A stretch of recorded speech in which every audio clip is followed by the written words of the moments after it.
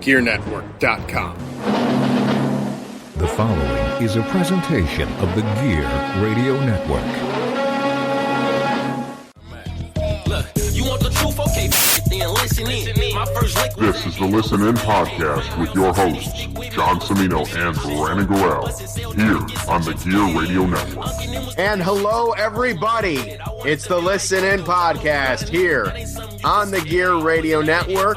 How is it going, my babies? Let's go ahead. Let's get the gallery view going here finally so we can actually see Mr. Brandon Gorell right over there and say hello, Brandon. Hello. I am John Cimino, by the way, the host. You already knew that. And ladies and gentlemen, this podcast is actually brought to you by, powered by, if you will, repsports.com. That's right. Repsports.com is our new friend and our new affiliate partner. And on there, you can buy different things like Ray's Energy Drinks. We are powered by Ray's Energy Drinks. That's right. You get the can, you crush the can. Not like this can. This is Genesis Springbok. But you get the can, you crush the can in the morning, get your pump in, get your workout going, get them guns big, baby. And if you go and you put it and you put everything through there and you go, you make your purchase online, enter the promo code GEAR, G-E-R-E. Save yourself 15% on your purchase. The link is in the episode description on this podcast. So go ahead, click that. I'll have banners up on Gear Network soon enough. But again, repsports.com via the Gear Network link in this podcast description. I'm so powered by Rep Energy, Brandon. So powered by Rays. I can't even say it. Save 15%. On today's show, ladies and gentlemen, it's on the fly. Can't lie. I ain't right shit. So we're going to just kind of spitball things back and forth and go with it. So, Brandon, as per norm, man, how the hell are you? Pretty good, man. Pretty good. Excited for some football this weekend again. After last weekend's, that was crazy. Get 6 games in one weekend. Mm-hmm. It was like wall-to-wall football. It was kind of reminded me of when we were watching the hockey playoffs when there was 5 games in a day. It was amazing. It started at noon and it would just go into the evening. Right. It was nice. I like Super Wild Card. I think that's an idea that should stay. What the idea as far as the Super Wild Card is concerned? Yeah. So are you talking about expanding the playoff teams in general or keeping it like it is with the one bye? The one bye and then, the Super Wild Card weekend. I like it. All right. Yeah, no, I agree. I thought that 3 games on Saturday and 3 games on Sunday was pretty freaking rock solid. And we had some really good games on top of that. So that I think worked out a little better than they expected. So I wouldn't be surprised to see that format stick. But you know what? The format on this show it's not sticking today. So how about this? How about we open our first pack of NBA Hoops cards right now to start us off? Because I already opened the damn thing. That's always a good way. It's a great way to start it. So again, refreshing everybody, I was gifted 1990s NBA Hoops trading cards, and the hope is to try and find the Mark Jackson card with the Menendez brothers. All right. Okay, so right now I can tell you right now all of these. I am so glad I brought out a third pack because memory. Brian Shaw, David Robinson, Reggie Miller, LaSalle Thompson, Scott Skiles, Kenny Smith, all doubles. Booze. Terry Teagle was not.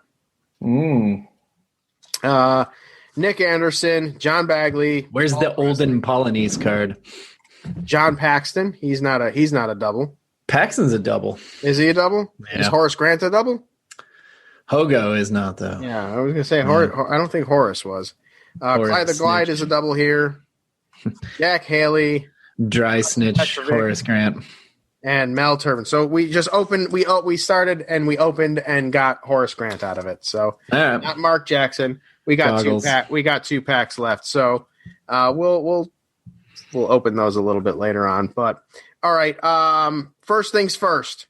Today's news. Speaking of sports, Urban Meyer, Brandon, your boy, one of the most celebrated. Why is he my boy?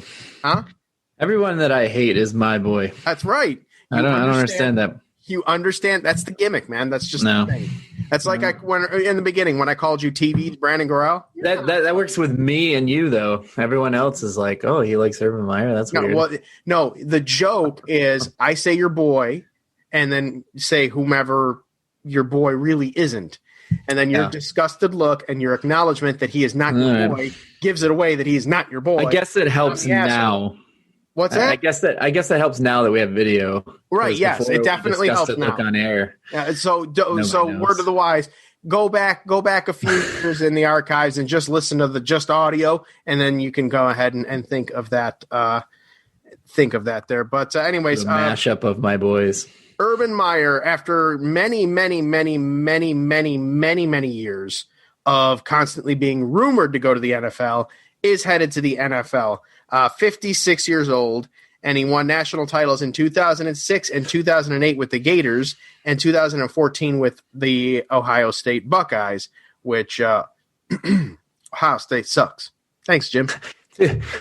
I'm looking at this picture with Urban Meyer and it's got Dwayne Haskins in the background, and Dwayne Haskins looks like one of the Fat Albert kids, man. Like he just looks like Mushmouth or I don't know, man. He just looks ridiculous in this picture. So it does not appear that I have. I can't see if there's any details here on the deal. On the deal. Yeah, I don't know what the deal was. It was supposed to be. It was rumored he wanted like a lot of money. I would think because he retired twice. Because of health, this health reasons, heart problems, and his family. So I guess with somebody that has scandal at Ohio State, why the hell are you going to go to the Jacksonville Jaguars? I mean, it's scandal at Ohio State. That heart fucking issue is bullshit. Yeah, it's you just be like, oh, my heart's better now. Heart's better, and you're going to a harder job.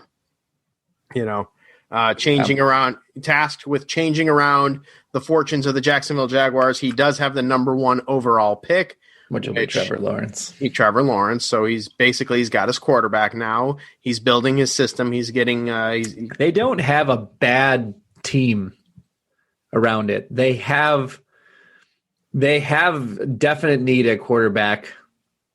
They've got a couple of good wide receivers. They've got some good defenders. But they're very young. The whole team's very young. So I think it's a good move to bring someone in like a Urban Meyer for that team. But I think getting Trevor Lawrence was probably like the decision. Like that's the decider right there. Like if they were drafting second or third, I don't think he takes that job. So it's a good move, and I don't think that Jacksonville is as bad as their record indicated. They were close in a lot of games. I mean, they were close with Green Bay. Excuse me. They had some close games this past year, and quarterback was a definite weakness. I know your boy Gardner Minshew, who you liked a lot, but he just wasn't the answer there. I mean, no, he was not the answer there, unfortunately, and that's too bad. I mean, you look at their schedule though. Like this past season, they beat the Colts the opening week, and it was their only win. But then they lost the Titans by a field goal. They got hammered by the Dolphins. They lost to the Bengals by a touchdown. Then they got beat down pretty bad by the Texans and Lions. But then they lost by 10 to the Chargers, 2 to the Texans, 4 to Green Bay.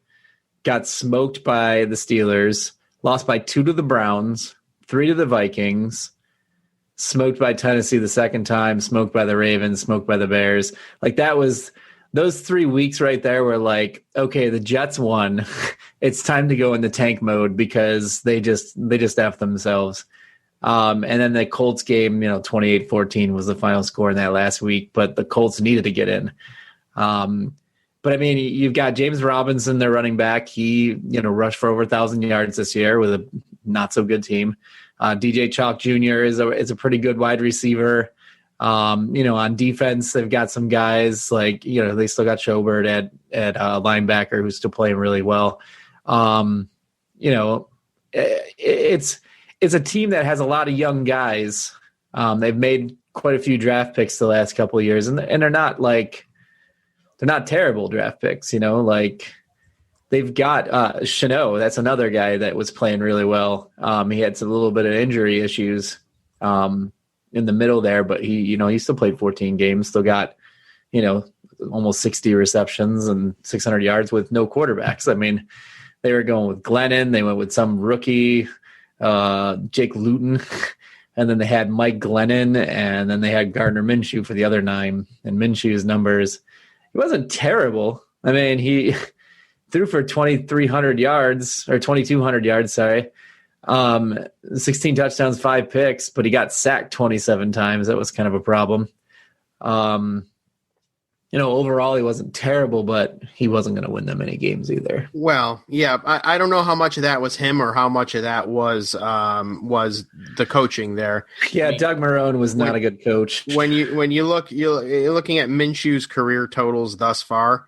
He's got 37 touchdowns and 11 interceptions in 2 seasons, and that's really not bad, all things considering. When you compare him to this other person that I have up here, through his first 2 years, he threw 30 touchdowns and 21 interceptions.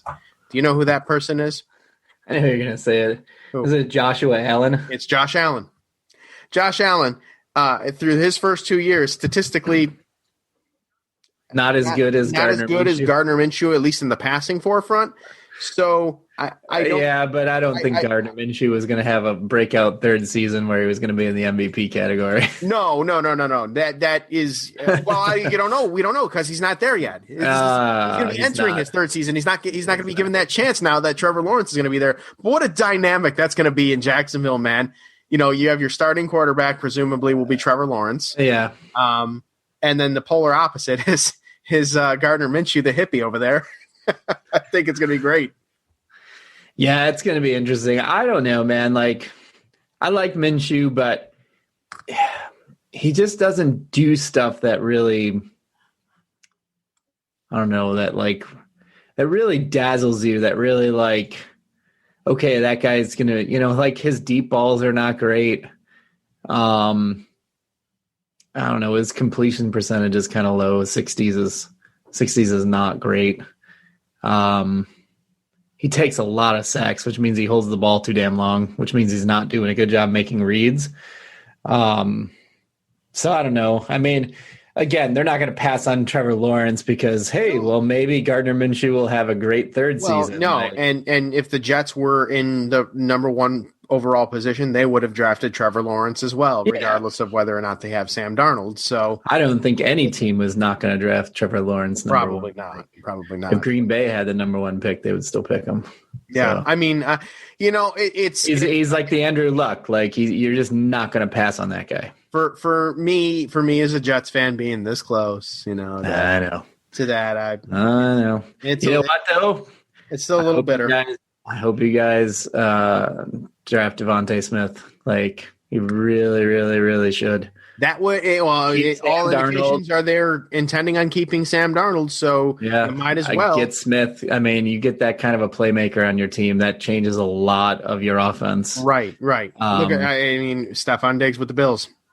Change that offense dramatically. This kid is he's ridiculous though. Like he kind of made his coming out party at the national title game against Georgia, and made the game winning touchdown, and it was kind of his coming out party. But like he was like 4th on the depth chart like 2 years ago. Yeah.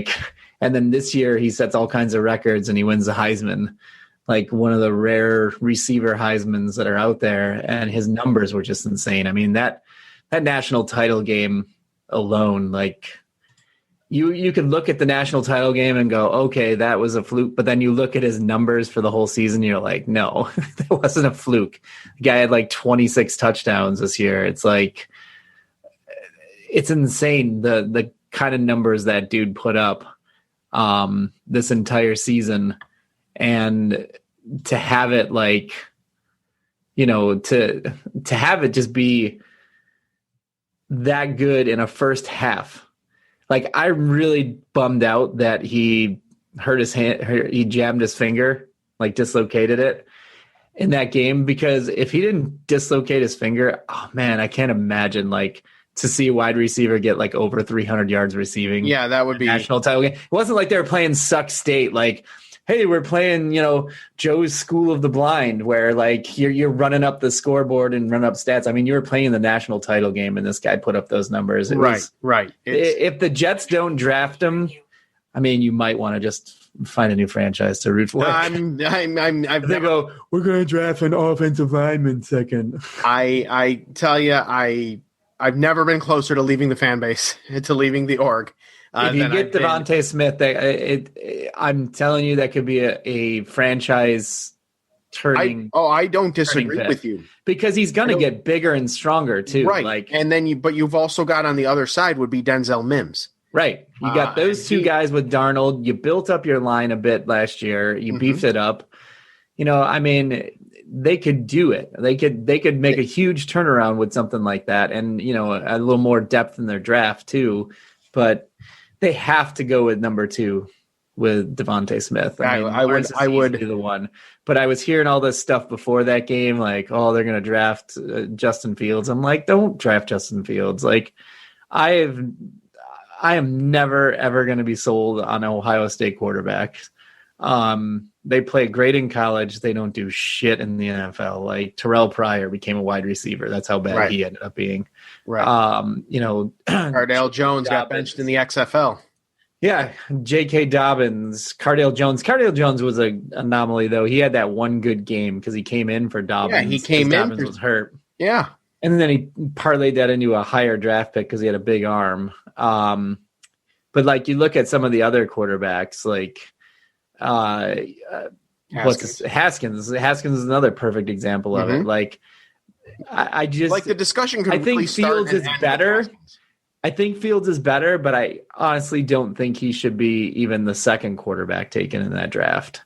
Like I said, he had a good game against Clemson after having kind of an up and down year this year. Mm-hmm.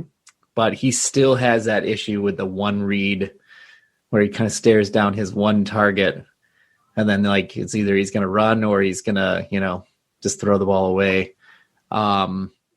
He definitely needs to improve that. I mean, I think he's better than some of the guys that I just mentioned, but at the same time, like, I just don't trust Ohio State quarterbacks. It's kind of like USC quarterbacks. Like, the only quarterback that came out that actually, like, mattered and, like, was worth a damn was Carson Palmer.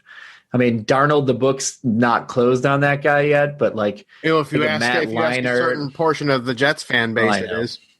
Matt Leinart was a good example of just not being a good, quarterback in the NFL. And, it's like, I don't know. If the Jets don't draft Smith at 2, the only thing that would be worth it is that they could trade for, like, a playmaking wide receiver and, like, 2 first-round picks. Like, I cannot see them passing on him, because if they pass on him, he's going to Miami, and Miami's going to be fucking loaded. Yeah, absolutely. And it's so, but I don't know. Again, we're still in the Jets are still in the search for a new coach. The goddamn Jets. I don't know, man. It's just the goddamn Jets. Well, they interviewed twice Robert Saleh, didn't they? Mm-hmm. Robert Saleh, and then what's his name? The Arthur something from the Tennessee Titans. Oh, yeah. I'm kind of hoping for Saleh, honestly. Saleh's a defensive guy, though. It doesn't matter. It doesn't matter. At this point, I don't care if it's an offensive or a defensive guy. I just want somebody that's competent. I want a competent head coach. I just don't know how competent he is, though. He's kind of a fucking nut. Like, he reminds me of Mike Singletary. Remember how fired up and crazy Mike Singletary was, and then he took over the 49ers job? Yeah, but turned that crazy down. Like, I don't know, man. He dropped his pants in front of Vernon Davis. Yeah, like, I don't know. Like, I can't see a bunch of guys, like, on both sides of the ball getting, like I could see, especially if they aren't winning, that act where he's screaming and yelling and waving his arms and, like, chomping all over the place. Like, I can see that getting real old and real quick with players, especially when you're coming to a team that has not been winning. I don't know, man. Like, right now, the way the league is, offensive guys are kind of like, that's what people are looking for. I mean, they're looking at the Sean McVays and the Matt LaFleurs and, the Andy Reids. They're like all offensive gurus. Yes, but I mean, you look at the playoff picture now, and you've got Buccaneers, Saints, both the defensive guys in there. Ravens, Bills, both defensive guys. Buccaneers, no. I'm sorry, I'm thinking. I'm thinking of Bowles being the defensive coordinator. Yeah, he's their coordinator. You've got. But Peyton, Ravens, Bills. McDermott's a defensive guy, and look at him. Yeah, so is Harbaugh. Right. But the guy that's running the Browns right now is not. Either is Andy Reid, Kevin Stefanski. Andy Reid's not. Matt LaFleur is not. McVay's not. McVay's an offensive coach, and he's got the number one defense in the league. You've got McVay. You've got LaFleur, and then you look over on the other part of the NFC, you've got Peyton and Arians. Like, all offensive guys, except for those two that you mentioned. I mean, those guys are look at what happened to Pete Carroll. Pete Carroll's a defensive guy. Defense. Look what he's doing with that offense. He's got one of the best receivers in the league in DK Metcalf. He's got one of the top maybe 15, 20 receivers in the league in Tyler Lockett. He's got one of the top 5, maybe 6, depending on who you're arguing about, quarterbacks in the league. Like, and they're not scoring. Like, they were junk. They were junk against the Rams, and I think that's a problem. And then you listen to Pete Carroll say that he wants to kind of get back to basics with the offense and start running the ball again. It's like, running the ball is nice, but that better include a dynamic passing game off of it, because if you can't get that run going and you're going to throw Russell Wilson for, play action pass, they don't respect the run. They're coming after Wilson on that play action pass. And that's why he's running for his life half the time, because on a play action pass, you block like you're running and then you pass block. But by then, guys are already by him and they're already after Wilson. I don't know if it's the best move for the Jets to grab somebody like that, who is going to be that in your face, that fucking nuts. It works great if you're coaching just the defense and you're just yelling at the defense and you're getting those guys all fired up, because defenders are a different animal. Mm-hmm. Those guys are fucking animals anyways. Their whole thing is getting fired up and getting after somebody. Where in your offense, you got a lot of personalities on offense. Like, those guys are not quite, like, they're not into the whole rah-rah shit. Like, they want X's and O's. They want to know, like, okay, what's our scheme? What's our scheme going to be? I mean, if Salah comes there, he better bring, like, one of the top offensive coordinators in the league. Otherwise, you're going to be toiling around in the basement with, vanilla offense, but you're going to have a really great defense. And that's kind of like the Todd Bowles era. Like, Todd Bowles had pretty good defenses and then didn't do shit on offense. Even Rex Ryan.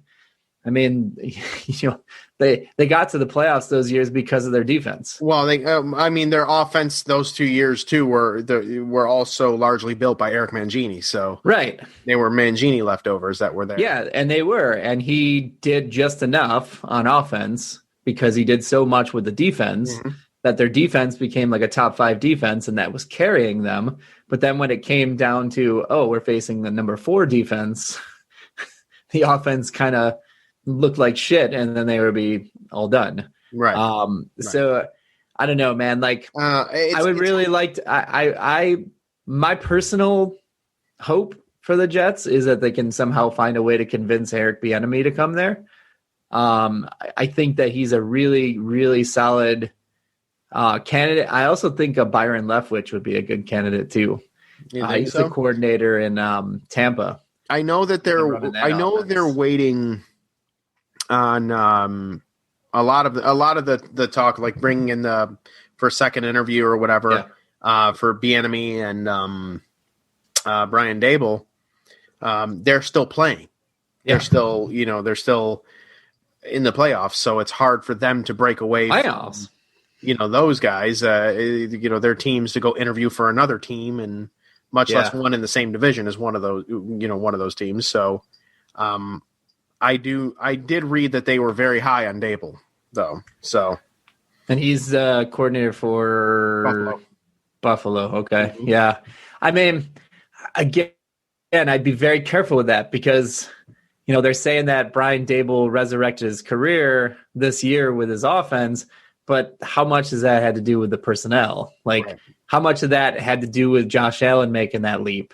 How much of that had to do with Stephon Diggs coming into the team? Right. And, having that second year with Cole Beasley and having Brown as like your third option. Speaking of Cole Beasley, did you see him spitting bars? I did. I sure did. That was great. If the Bills make the Super Bowl, he needs to do the halftime show. Yes. Him in the weekend.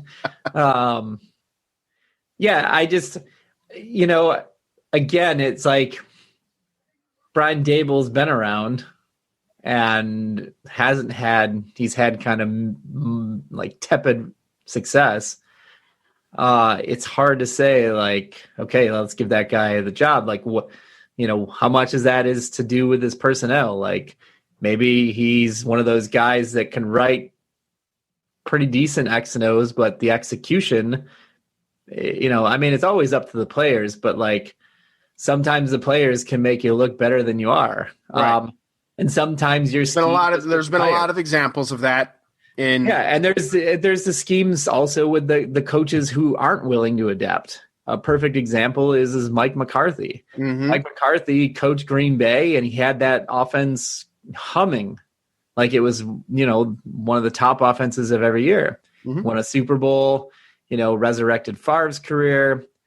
After the Super Bowl, they went almost undefeated, and they fizzled out in the playoffs because they had no defense. But he got them to a couple of championship games. But each year, the offense got less sharp because he never changed his offense, and the league caught up to it. Right. So there was no creativity. I mean, coaching matters. I mean, you got rid of Mike McCarthy that season, didn't do a whole heck of a lot on the offensive side of the ball, added some, key pieces on the defense to make it a little better. And you took a 6-9-1 team and turned around to 13-3. And then just to show it wasn't a fluke, they did it again the next year, but even better at 13-3. It matters hiring a good head coach. Scheme just doesn't, it isn't all just scheme. I mean, a lot of the people that were, saying, I don't know about this Matt LaFleur guy. I don't know if he can handle Rodgers. He was the perfect guy to handle Rodgers. Right. Because he had so much belief in his offense that he was able to convince Aaron Rodgers to believe in his offense. Okay. So that's why I'm very skeptical on especially a losing team that has, a lot of youth and less success on the offensive side of the ball, having some raving lunatic defensive coordinator come in there and start running the team and scare the shit out of him. Can you imagine Darnold throwing a bad pick and this guy fucking storming around the sidelines and then grabbing him when he comes over and starts yelling at him and shit? I can't see it. I can see it with a defensive guy because their defensive guy is going to get pissed and he's going to get fired up and he's going to go kill somebody. Mm-hmm. Darnold is going to go out there and he's either going to overthrow somebody or he's going to get too fucking scared in his head that he's going to yell at again and then he's going to fucking throw another interception. You're going to see ghosts again. The guy's going to be throwing headsets and kicking tablets and dumping water bottles. At that point, I don't know, man. I've watched the guy and he's fucking nuts.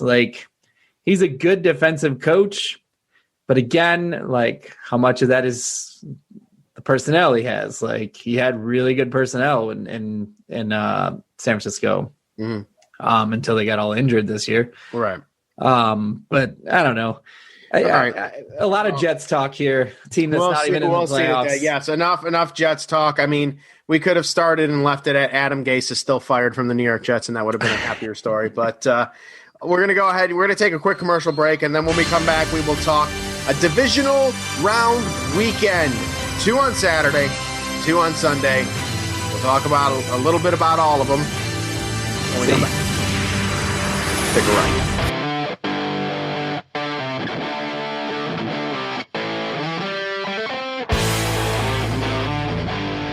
What's up, Rock Soldiers? This is Robbie Vegas coming at you from the All Bets Are Off podcast. If you are into horror movies, the paranormal, professional wrestling, or music, this is the place for you. We're bringing you the latest and greatest interviews in all of the above: music, horror, and of course, professional wrestling. So tune in on the Gear Network. Check out All Bets Are Off. Rate us, like us, subscribe to us, leave us your comments, tell us what you think, and we'll catch you soon on the All Bets Are Off podcast, dropping every Sunday at noon. The champ is here! The champ is here! The champ is here! The champ is here! Breaking news. We are back, ladies and gentlemen. At NY Jets on Twitter. Quote, "We've reached an agreement in principle with Robert Saleh to become our head coach." Brandon, the first half of the fucking podcast is already outdated. What the fuck, dude? Oh, there goes your hope, man. Well, I like the guy. I just went over shitting all over the guy, but I don't know. I'm laughing at Charles Barkley's quote here. That said, KD went from the Splash Brothers to the Dribble Brothers. Someone posted a thing last night, too, with playing NBA 2K, and it had Harden on the team. It showed Kyrie doing all these dribble handles behind his back and everything, and then he fakes a shot, and then he passes to KD. KD gets the double team and passes to Harden. Harden sits there and dribbles again, and then passes to Kyrie, who dribbles some more, and then throw it to KD with 3 seconds left on the shot clock, and he just fires up the shot. It's like, yeah, it's going to be. I looked at that trade, too, and I'm like, is anybody there to play defense? Because none of those three are going to play defense. Like, it's 3 year starting five. Well, I'm telling you, here's the. You're going to have to score 150. All right, so the Jets, again, have agreed in principle for Robert Saleh, the San Francisco 49ers defensive coordinator for the past 4 seasons, to become their head coach. He will become the 20th head coach in franchise history and their 18th coach appointed to take green and white's reins before the start of a new season. Under Saleh's direction in 2020, San Francisco had a top 10 defense in total yards. They were 5th. Rushing yards, 7th. And passing official yards, Jets one, too, so it's not like it's a, No, this is the New York Jets. I'm reading it directly from NewYorkJets.com right now. Definitely hired him. In 2019, San Francisco finished second overall in the league in total defense and first in 281.8 yards per game allowed, was the best by the team since 1997, and first in pass defense with 169.2 passing yards. Yeah, it's on so, Coach Saleh, baby. He's going to scare the shit out of Sam. You know what? As long as he doesn't, blow the second pick and go with some defender, and then just leave that cat there. But like, good luck defending him for the next 10 years while he's playing for the Miami Dolphins. Because if you don't draft him, the Dolphins will. I'm telling you right now. Now, of course, all of my alerts are coming through now on the because I work for the New York Jets apparently, but. Yeah. All the alerts are coming through. Yeah, but you're right. I hope he doesn't mess up the second pick overall. I jinxed it, man. But you did all that smack talk about him. Well, it does kind of suck for Eric Bieniemy because you'd heard so much about him and what they think he could have done for the offense and stuff like that. He'll get a head coaching job. There's others available. Who? Wouldn't be surprised to see him in Detroit. Who? Matt or Eric Bieniemy. Oh yeah, Detroit didn't hire anybody. There's one team that I think that everyone's going to stay away from, and that's the Houston Texans because they are mess. They're a drama mess, but they are in salary cap hell too. Like there is like no redeeming thing about it. There's nothing there. Like you go there, you're in cap hell. You don't have first and second round picks. No. Yeah, that's bad. That's a bad thing, man. Maybe Freddie Kitchens will get a do-over over there. But all right, let's go ahead. No bandwagon fans in Duval. If you weren't a fan of us at 1-15, Don't be a fan at 4-12. It's an oldie but goodie there. I'm surprised nobody hired Jeff Fisher to be 7-9. All right, let's see. I've got pack number 2 open, Brandon, and we are to the point again. Isaiah Thomas, Vlade Divac. They are duplicates. That much I know. Cliff Robinson, however, is not, though. So we got Cliff Robinson's rookie card right here. We did get that one. Remember, we talked about him passing away just recently. Cliff Robinson, we did? Yeah. Cliffy just passed away recently, and we talked about it. Oh, we did? That card. Yeah. Okay. All right. Let's see here. Oh, here we go. This one's Olden Polynice of the Seattle basketball team, Seattle Supersonics. Mike Woodson, Johnny Dawkins, Joe Dumars, Purvis Short. All right. I think we may have to scrap this NBA trading card segment now because I'm getting all dupes, man. So instead of the third trading card segment, let's move over to our new segment. Hold on. I'm not understanding this comment. This is one Jamokes made. It says Jets are hiring, the 49ers coordinator, Robert Saleh. And this one dude, he comments, Jets got a good one and Matt LaFleur for OC. I'm like, Matt LaFleur is going to leave Green Bay to be your. He means Mike LaFleur. Okay. His brother. Okay. That would make more sense. Yeah. I'm like, that doesn't make any sense. Which, if that's the case, that's a good move. Yeah. I would take him as OC there, but yeah.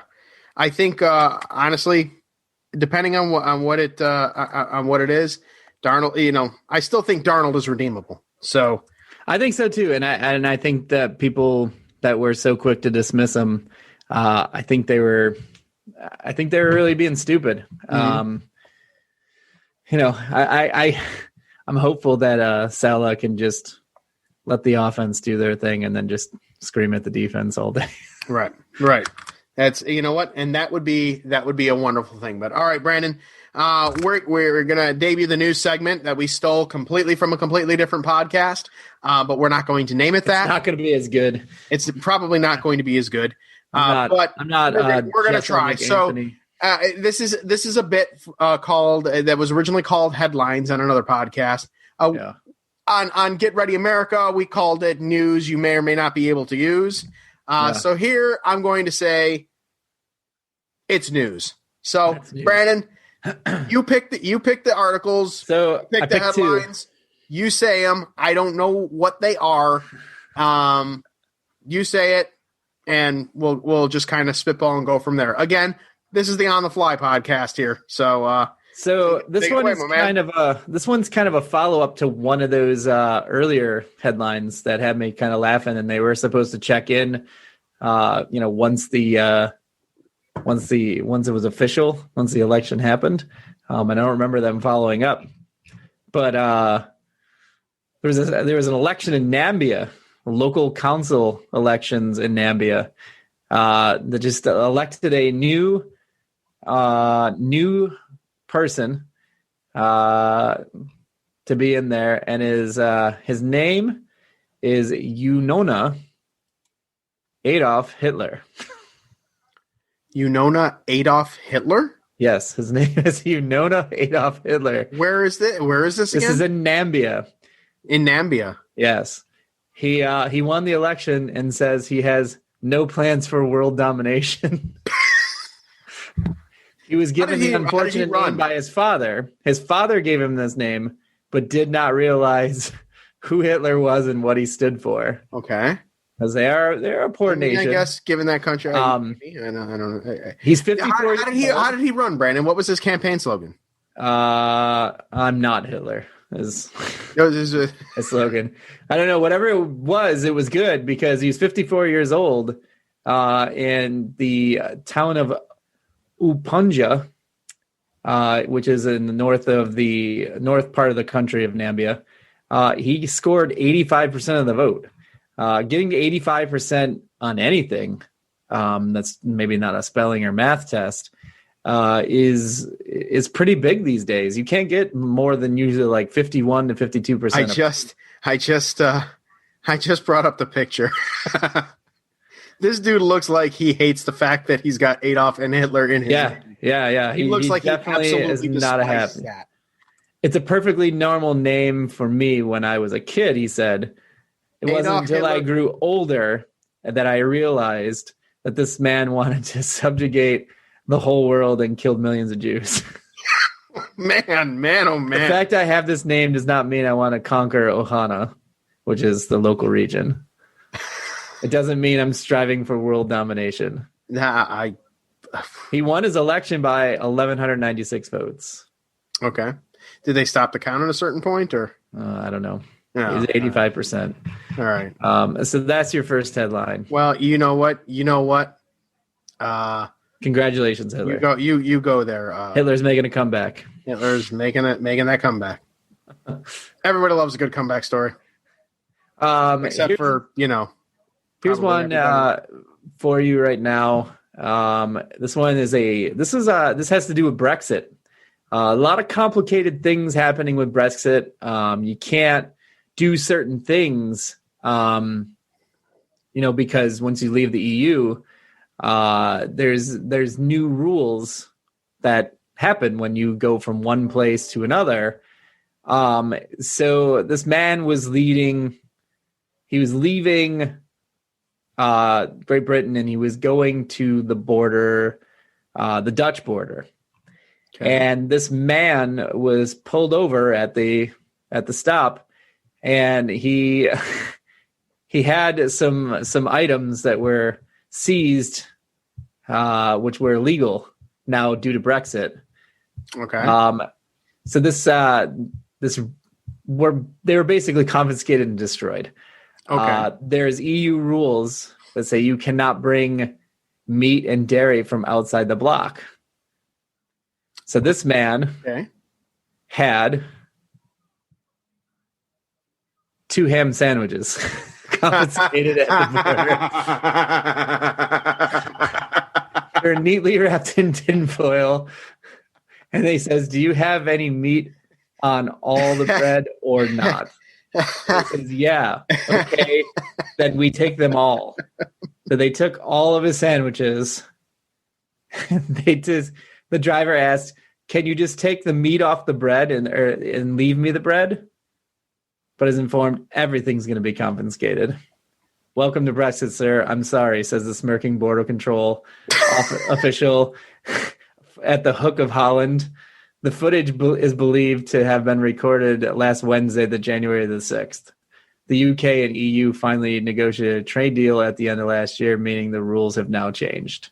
People traveling from non-EU countries into the bloc are not allowed to bring meat or dairy products with them. The rule is in place to guard against the potential of spread of animal diseases such as foot and mouth and swine fever. Travelers carrying undeclared meat and dairy can be fined or prosecuted under the new rules, which warn that any such products will be confiscated and destroyed. A limited amount of fruit and vegetables and honey and fish is allowed.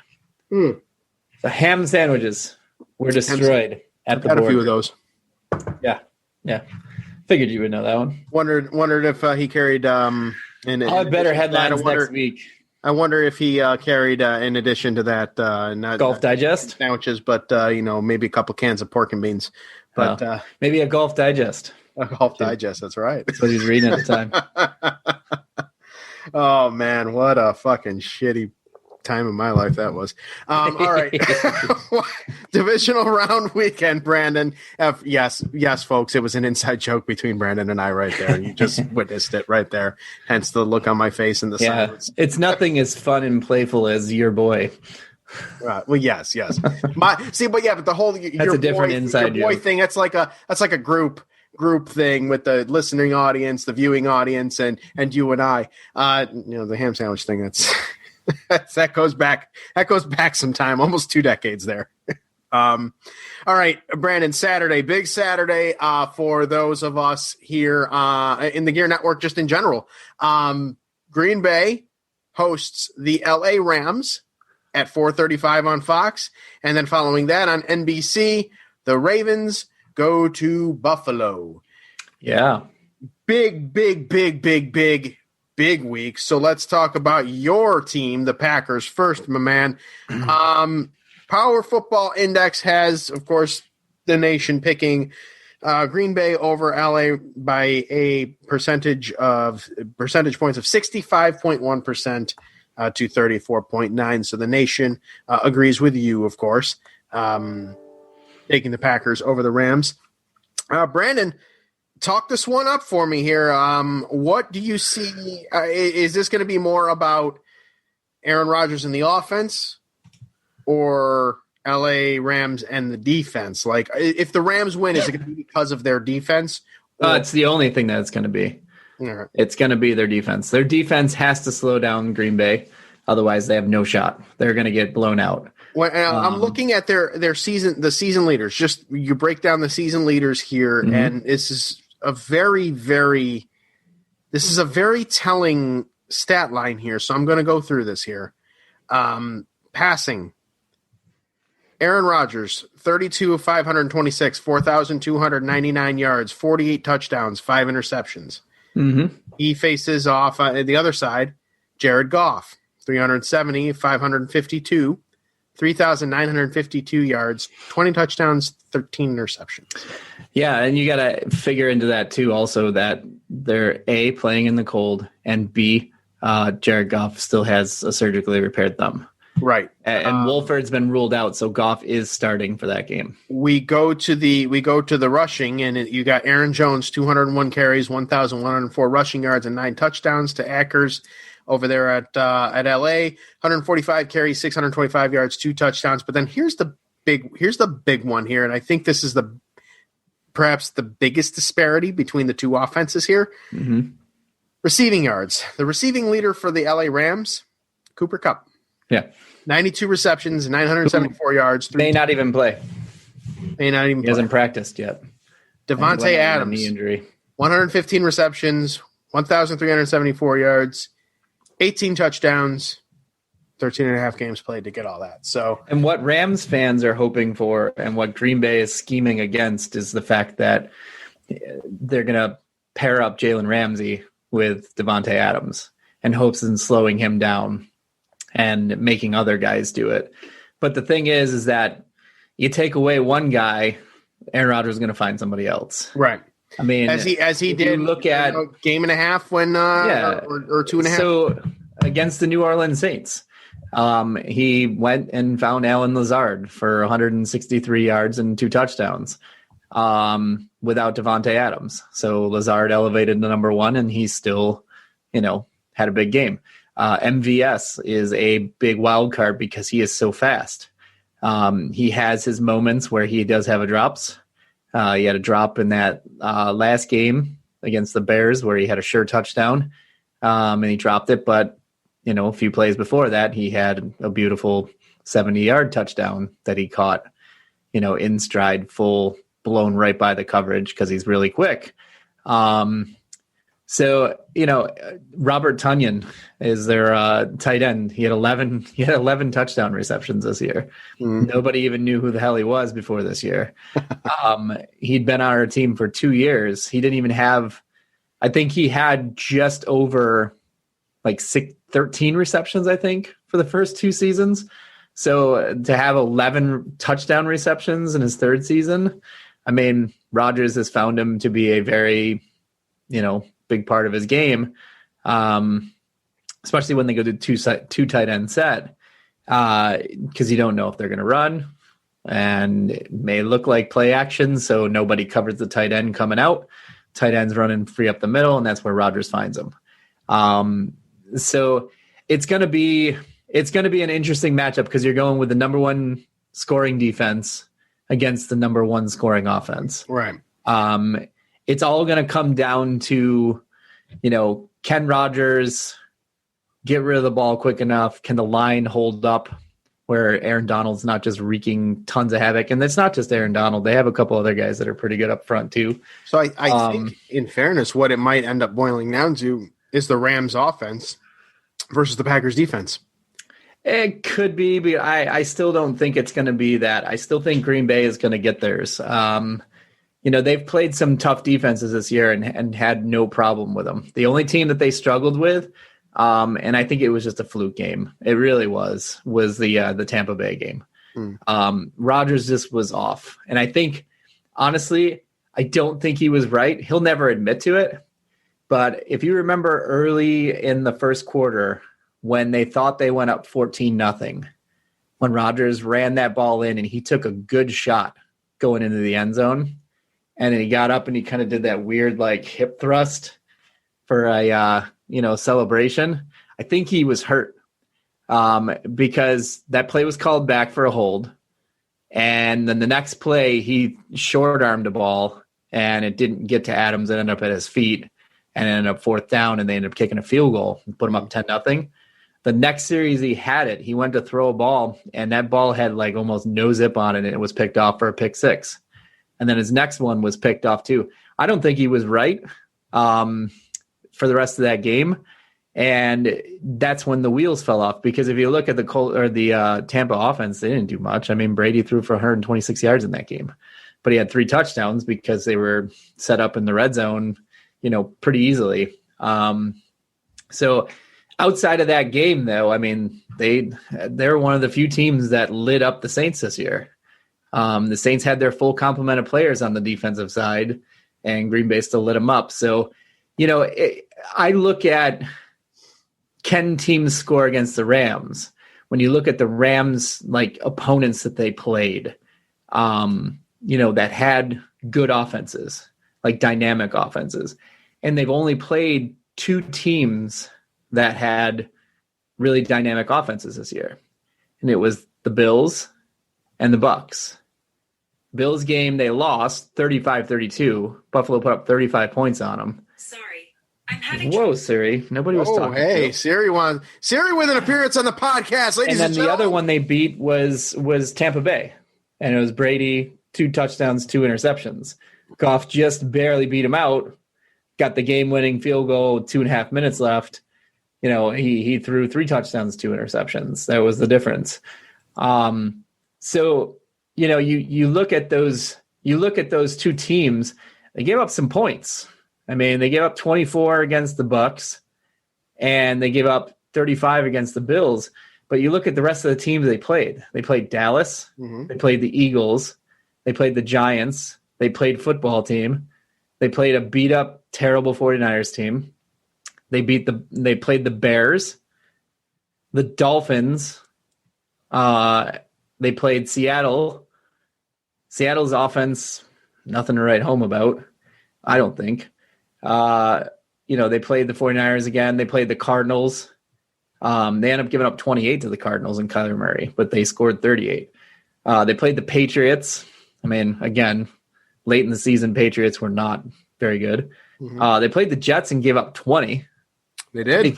They lost. I was there for that. It lost to the Jets. And they played Seattle again. And then they played the Cardinals. And then last week, again, they played the Seattle Seahawks. So, yes, they have the number 1 ranked defense. But if you look at the guys that they faced that were like true number 1s this year, mm-hmm. you would have to point to Stephon Diggs, who went up against Jalen Ramsey. And Diggs didn't have much of a day. Diggs in that game was 4 for 49 and a touchdown. But the big winner of that game was the secondary receiver. Cole Beasley had 6 for 100. And then you had Gabriel Davis for 481. I mean, 311 yards passing for Josh Allen in that game. When you look at the Tampa game and their true number 1, at that time, it's you have to go with Mike Evans. Mike Evans was 5 for 49 and a touchdown. Very similar, almost identical game to Stephon Diggs. Mm-hmm.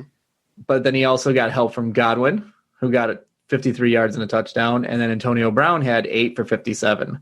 So the secondary guys are going to have to step up, but then you look at this and you're like, okay, well, the Rams had the number 1 scoring defense, but did they really play the level of competition that would warrant like saying, okay, yeah, this is a monster defense? It's hard to say if it's fool's gold or they're really that good. I think the truth lies somewhere in between, and I think they're an above average defense. And we've seen what Aaron Rodgers does to above average defenses. All right, so copy Chicago Bears. We'll see. It's going to be a great game to watch. We know that. Really quickly, the injury report, as you mentioned, Brandon John Wolford listed out, as well as Terrell Lewis, the linebacker for the Rams. Offensive tackle David Edwards and wide receiver Cooper Kupp listed as questionable. For Green Bay, we've got Patrick Taylor Jr. and Jared Veldier. Yeah, he's the guy that did I say his name right? Valdir? Yeah, it's Valdir. He was on their practice squad, and he ended up getting picked up by the Colts. But since he was a practice squad signing, Green Bay was able to sign him again. So he would have been like the first player to play in 2 playoff games for 2 different teams in the same season. Huh. But he won't be because he got the COVID, and boo. He's on the COVID reserve list now. So that's why he's out. All right, and I think it's Marcedes Lewis, right? Kingsley Keek is out as well, or actually he's listed as doubtful. My apologies there. All right, that moves on to game number 2 of Gear Network interest here. The Baltimore Ravens travel to Buffalo to play those Buffalo Bills. And here is an interesting thing. I've been using the matchup predictor with regards to Buffalo Bills matchup, specifically when I'm talking about them on Trust the Podcast with Ryan, and more often than not, the Buffalo Bills have been heavily favored. Power Football Index indicator this time, however, gives the slight edge to the Baltimore Ravens, not by a whole lot, 51.4%, so it's still within the range of being even, but they're leaning in favor of Baltimore. I don't know. This is going to be a good game, Brandon. I think out of all the games this weekend, this is probably the one that's most prone to an upset. And even in an upset, it's not that big of an upset. Right. Well, I'm on Trust the Podcast, I will say, I think that will already be out before I publish this out for everybody. So, but I did give I gave it the same score that Buffalo and Indianapolis had, 27-24, because I think it's going to be close. Oh yeah, but I think it's one of those where it can go either way. I picked Buffalo for the sake of the podcast, but I really wouldn't be surprised if Baltimore does in fact win this game. You still there? Yeah, I'm thinking about it. Like, I think that Baltimore has a legit chance of winning this game because I think that Baltimore has a legit defense. Mm-hmm. And I think that if you watched last week's game where the Colts have a pretty good defense too, I don't think the Colts defense is as good as the Ravens. I think the Ravens have a better defense. I think the X factor here is that Lamar Jackson can move and Phillip Rivers can't. Right. And I think that was the difference, because if you look at what happened to Buffalo on Sunday, or was it Saturday? It was Saturday. It was Saturday last week. If you look at what happened to them, they got gouged in the run game. And that is a big component of Baltimore's offense, is they're a run-heavy team. And then they pretty much play the pass off the run. They set up that pass, and Lamar Jackson will surprise you. He will hit some throws that you didn't think he was going to hit, but it's set up by that offense, and they're running the ball. Buffalo seems to struggle with run game. I mean, they had fits with Jonathan Taylor last week. I mean, there was big plays that came out of those things. There was like 57-yard, scampers, and it was like all of a sudden Colts are in the red zone again. So if Buffalo's offense is not firing this week, and Baltimore kind of slows them down a bit, they are very susceptible to losing that game, because I'm not really sold on Buffalo's defense right now. Oh, no. That's the thing. I think that's what's going to kill them. Covering this team all season, that's been the biggest X factor. It's been the defense. Some weeks they look really good, and then other weeks they're like, do you even know how to play football? Right, exactly. And last week I think was what we got a mix of both with that Bills defense, because again, it could have gone. It very well could have gone either way. It could have gone to Indianapolis. I mean, the Colts blew that game. Yes. I mean, they had opportunities. I mean, they had a, potential 10-point to 14-point swing at the end of that half, where they, for some reason, are going with gadget plays at, second and goal from the 1. Hand it off 3 times and run it up the middle. You don't get there after if you can't get an NFL yard, running the ball up the middle, you got to run with gadgets. You don't deserve to get in the end zone. You don't even deserve to be in the playoffs. All right. And instead of going for it, they go for it, and then they go with some half-cocked pass play and don't get there. They get no points instead of even 3. You go with 3, okay, you feel better. You got the lead expanded a little more, and you put more pressure on Buffalo. But Buffalo's riding the high of, hey, we just stopped these guys at the goal line, and now we've got all this timeout, these timeouts and all this time left on the clock. They go down there, march down the field, and they get their touchdown. Like, that's a huge momentum swing. That's a real big swing, especially in a 3-point game. And the Colts missed a field goal too. So, that game could have very been won by the Colts. So, if you're a Buffalo Bills fan, I've got both Buffalo Bills fans. I got both Buffalo Bills fans who are like, it's going to be a tough game on Sunday or Saturday. I'm kind of nervous about it because Baltimore comes in hot. Lamar Jackson he's got that swagger back, that MVP swagger back that he kind of lost early in the year this year. And the pressure of being home and the expectations, everyone's talking about you now. Everyone's, on the Buffalo bandwagon.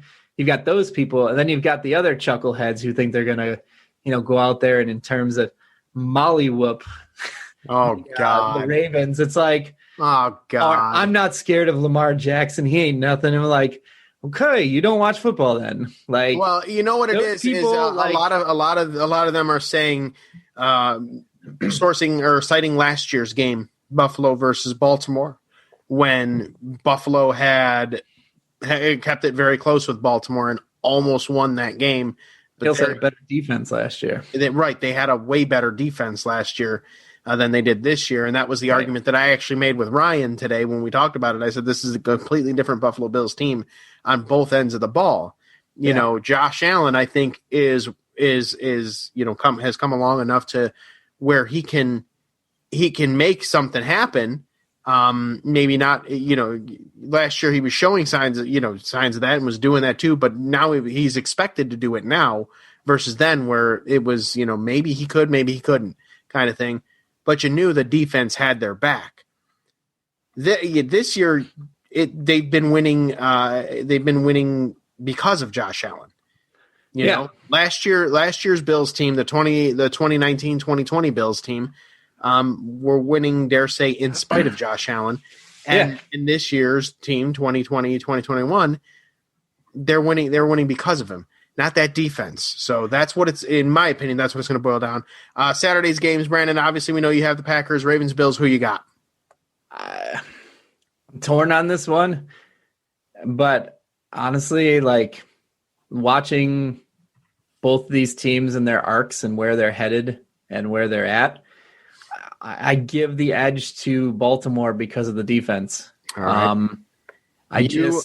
You and I, my friend, if they lose, they lose. I mean, right? Yeah, no, absolutely, I agree. If they it's lose, not going to be that shocking. Like it's like, oh wow, it's a huge upset that Buffalo won. Absolutely, I agree with you. I don't think it's a huge upset either way. There's no upset in this unless it's a poor game, in my opinion. It's legit an even money game. But that said, I'm sticking with the brand, Brandon. I can talk. The brand, Brandon, and I'm going with the Buffalo Bills. All right. This takes us to Sunday. Browns, Chiefs. Who you got? I got the Chiefs. All right. At home. I think that they're going to turn it on. I think they've kind of been sleepwalking the last 4 or 5 weeks because, they won the Super Bowl. They didn't really get a lot of challenges this year outside the Raiders. They had a close game against the Chargers. I guess you can call it a close game against Buffalo. It's still like they got Pat Mahomes. I I'm not going to bet against Pat Mahomes in the playoffs, especially the first round at home. I don't know. I can't see where they lose the Browns. The only way I can say it. ESPN's Power Football Index rates 81.3% of ESPN Sports Nation in favor of the Kansas City Chiefs. Yeah, and I do agree that they are the favorite. The only way that I see this game going the other way is if they have the miscues that the Steelers had last game and Cleveland's able to capitalize on them like they were against Pittsburgh. But this is a different beast. You've got Pat Mahomes, not Ben Roethlisberger. Right. The other X factor is that KC's run defense is very suspect. They've struggled with it the entire year. Now, last year, if you remember, KC's defense wasn't very good either. And so it was kind of like, okay, can these guys make a run? And then all of a sudden the defense became a strong point for the Chiefs. So do they have that gear? Because if Cleveland can run the ball and do ball control offense and keep Pat Mahomes on the sidelines, and they limit his chances on there, and you ask your defense to get 1 or 2 stops, would I be shocked if Cleveland won? Yeah, probably. But would it be all that surprising? No, because I think that Cleveland is an actually pretty good team. They're pretty well balanced. I mean, they've got a great run game. Mayfield is doing well. They've designed that offense finally for Baker Mayfield with the rollout passing game, play action, but that all is predicated on the run. He's got good wide receivers. He's got good tight ends. He's got Njoku and Hooper at tight end. So, there's some more outlets. You've got Landry in the receiving core. And then you look at their defense. You've got one of the best pass rushers in the league in Myles Garrett. They're getting healthy now and guys off the COVID reserve list in the corners. So the defense is going to be a little stronger. They're going to get their Pro Bowl offensive lineman back. So, Cleveland's going to come in and, they're going to have a little swagger because they did kind of slay a beast in their mind. I mean, they've only won 2 games against Pittsburgh in their last 28 tries. So, maybe it's them kind of getting over that psychological hump, and then they're coming out here again and everyone's like, yeah, the Browns ain't winning. Like, Browns are going to get crushed. And, maybe they use that as fuel and maybe something happens. You never know. If I was betting, though, I would still take Kansas City. All right. I would, too, as well as everybody. I think Cleveland's story is great. I love the fact that they finally ended their playoff drought. I love the fact that they got their first win. Part of me kind of wants to see, or I would really, really enjoy, I think the idea of Buffalo hosting an AFC playoff championship game, AFC championship game against Cleveland. I think it would be incredible, but I think it would be even more incredible if we didn't have the limits, the 6,700 limits or anything like that. Yeah, exactly. This house, that would be tremendous.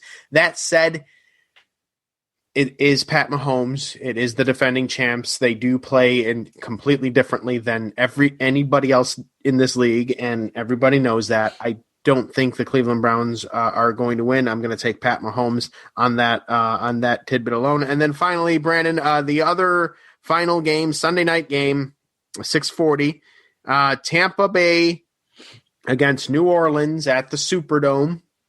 This is another one that falls within that that range of could go either way.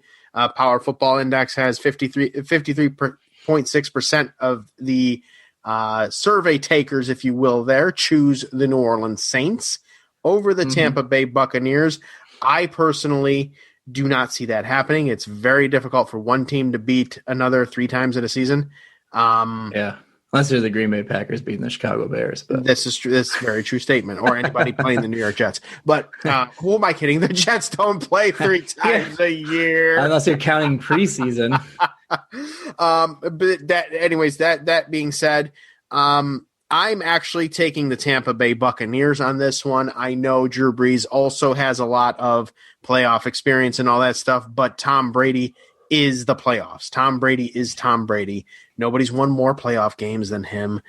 He's 6 Super Bowls, regardless of whether or not they were all in New England, in his first season in a brand new system after 20 seasons of the same coach and, the consistency to do what he did. And clearly he had his adjustment period or whatever.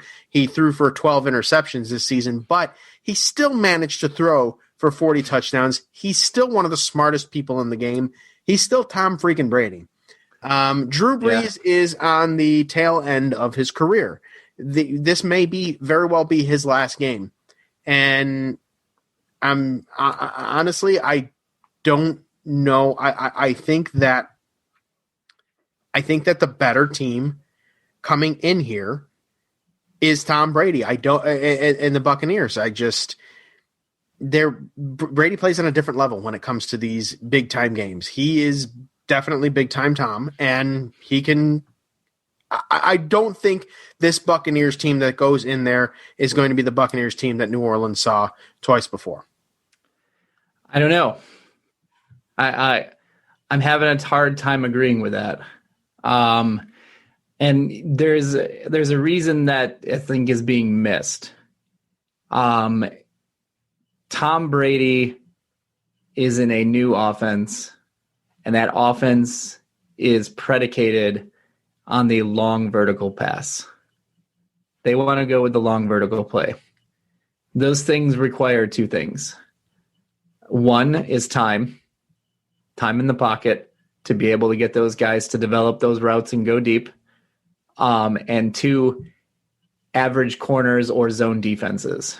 Zone defenses, you can break the zone, if you can blow through, blow by a safety, make some double moves, get by somebody.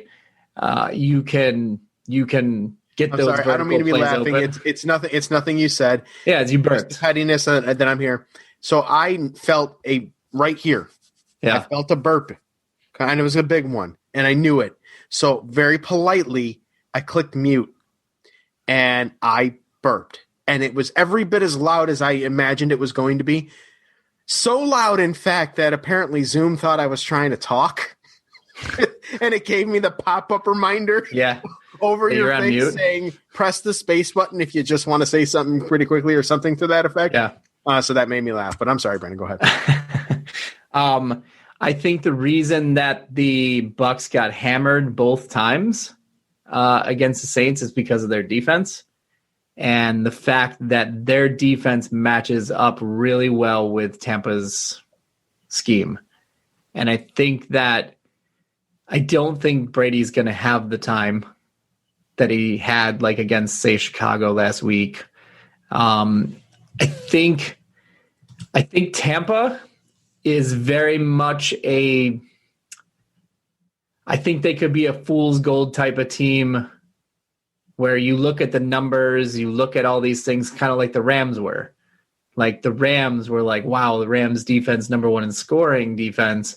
But then you look at their opponents and it becomes a little less impressive. I think you can say the same about the Saints, or not the Saints, the Bucks. Like they lost those 2 games to the Saints. The first game of the season, you kind of excuse that. You're like, okay, they haven't played together, weird COVID off season, new guys. Of course, there's going to be some rust there. So then they go out and they get some confidence by beating the Panthers, Broncos, and Chargers. Somehow, inexplicably, they lose to the Bears, and then they go hammer the Packers, the Raiders, and the Giants, and you think, okay, Bucks are on the right path. They're now 6-2, and they're coming in to play New Orleans, and they're at home. And then they get the shit kicked out of them, 38-3. And then you're like, oh, great. They're in trouble again. And then they go and they play the Panthers and they destroy the Panthers. Then they barely lose to the Rams. They lose the same score to the Chiefs. 2 good teams as well. And then you look, they beat the Vikings, Falcons, Lions, and Falcons to close out the season, and then played a pretty thin and not very good Bears team, or not Bears team. They played in the playoff game against what the fuck did they just play? The Bears played the Saints. The Washington football team. Sorry, they played the Washington football team. Tampa did. The Bucs played the football team. Yeah, and again, I mean, it's a good win, but is anybody going? Look out for those Washington football team. I mean, they had troubles with a guy who was taking online courses at Old Dominion. Running around as quarterback, put up 23 points and got the ball back to try to go and tie that game. Yes, Brady looked good against Washington's defense, but again, Washington plays a zone.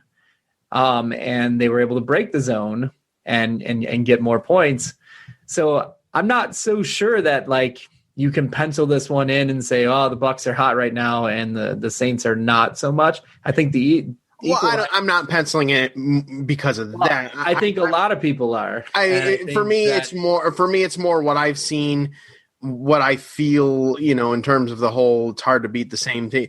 If the Buccaneers let one team beat them 3 times, there's a big problem there. If there's a team that beats them 3 times, it's going to probably be the Saints. No, I guess, yeah. They're not. I mean, so you have the Packers, the Ravens, the Chiefs, and the Saints. Yeah, I've got the Packers, the Bills, the Chiefs and the Bucs. So, yeah. All right, we'll see. We'll go 50-50. We'll see who 50-50s. I don't know. I think that New Orleans defense kind of has Brady's number. I mean, he threw the first game. You can go, okay, well, let's excuse that because, it was the first game that the Bucs had all those guys together. But, I mean, Brady threw 2 interceptions in that game. And then they played the second game where he's had the time, and he threw 3 interceptions and no touchdowns.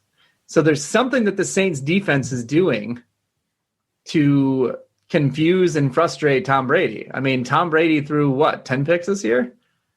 Is that the number? Yes. I believe that. He threw 10 picks, right? No, he threw 12. 12. But almost half of those came against the Saints. All right. That's a very fair point. He played 14 other games and got 7 interceptions. All right. Well, I guess we will see. It's going to be we will convene next week and do that. Really quickly, 2 more notes. I'm a big Tom Brady guy. One, on the sports analyst board, Brandon Alberto Ortiz, Captain New York, writes, did Urban Meyer get Justin Fields to switch schools? ? UGA, arrow pointing OSU. Serious question. Berto, Urban Meyer ain't going to draft Justin Fields first overall. We're not getting Trevor Lawrence, man. Sorry. Focus that energy on Sala and getting us the Denzel, or not Denzel Mims. What the hell? Devontae Smith. Do that. That's number 1. And number 2, I can finally say, Brandon, after 40 years on this planet, that a dream of mine finally came true. Came true last Saturday. I finally got to hear an F-bomb on Nickelodeon. So there's that. What else you got, man? You're laughing at. I'm laughing at this meme that just got posted. It says Scottie Pippen out here looking. Dude, I freaking just saw that in the corner of my eye on Sports Analyst here. Like, what the hell? Looking like a retired Redskins logo. Oof. Good God. Holy that is, shit. that is a hell of a way to end it. You know what? Scottie Pippen, you shine on, you crazy diamond, you. All right. With that being said, that's going to end it for this edition of the Listening Podcast on the Gear Radio Network. Again, hey, in the episode description, if you are hankering for some energy, click that link in our episode bio. It'll take you to repsports.com, and enter the promo code GEAR for 15% off on Raise Energy drinks and Rep Sports products. As well, listening to the commercials start to finish in this entire podcast, that helps us greatly, and we thank you for that. Again, just for the hell of it, ProWrestlingTees.com/Brody Lee. Get a shirt for my old pal Brody Lee. Going to do that all month for this, just because. Why not? And that's about it. Brandon, great podcast, my man. Let's do it again very soon, shall we? Yeah, next week, man. All right, next week. Good day to you, sir. Good day to you. So long, everybody. Good night now. Flavor, yeah, boy, for my new coach. Yeah, boy! Hang on, one more thing before you go. Remember, listen to our sponsors following this podcast, as that does help this podcast and this network out in a way that we appreciate very, very much. So if you could just ride it out 30 to 60 more seconds after this podcast is over, listen to those commercials, it would be doing us a very, very big solid. And again, we thank you. This has been a presentation of the Gear Radio Network. For more, log on to GearNetwork.com.